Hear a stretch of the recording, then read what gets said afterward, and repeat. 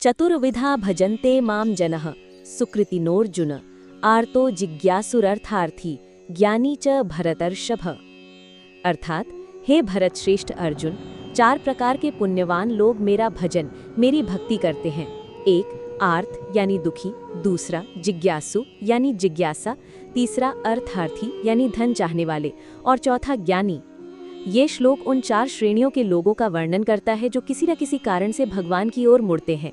ये सभी सुकृतिनः है, यानी पुण्यवान या सदाचारी, क्योंकि इन्होंने भगवान की शरण लेने का निर्णय लिया है।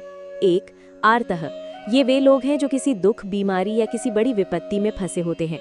जब उन्हें कोई और सहारा नहीं दिखता तो वे पूरी ईमानदारी से भगवान को पुकारते हैं। उदाहरण, गजेंद्र हाथी, द्रौपदी।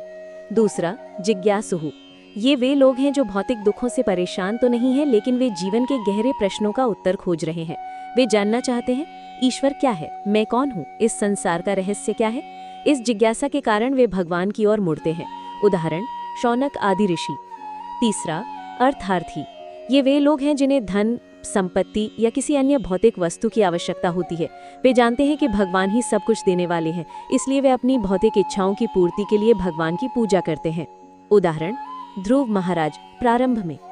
चौथा ज्ञानी, ये वे लोग हैं जिन्हें ना तो कोई दुख है, ना कोई विशेष जिज्ञासा और ना ही धन की इच्छा। वे केवल तत्व से ये जानते हैं कि भगवान ही परम सत्य हैं और उनकी भक्ति करना ही जीव का एकमात्र कर्तव्य है। वे शुद्ध ज्ञान और प्रेम से भगवान का भजन करते हैं। उदाहरण, शुकदेव गोस्वामी, 4 कुमार।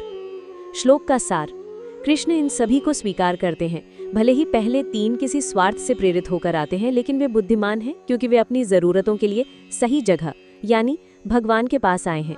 समय के साथ भगवान की कृपा से आर्त, जिज्ञासु और अर्थार्थी भी शुद्ध होकर ज्ञानी की श्रेणी में पहुंच सकते हैं।